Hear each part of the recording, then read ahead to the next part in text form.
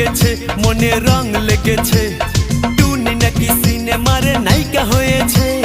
রং লেগেছে টুনির রং লেগেছে টুনি নাকি সিনেমার নায়িকা হয়েছে সেই ছবিতে নায়ক নাকি থাকবে সাকিব খান ছবিটার নাম নাকি তুমি আমার জান টুনির জ্বালায় এবার আমার যাবে রে প্রাণ রং লেগেছে মনে রং লেগেছে টুনি নাকি সিনেমার নায়িকা হয়েছে।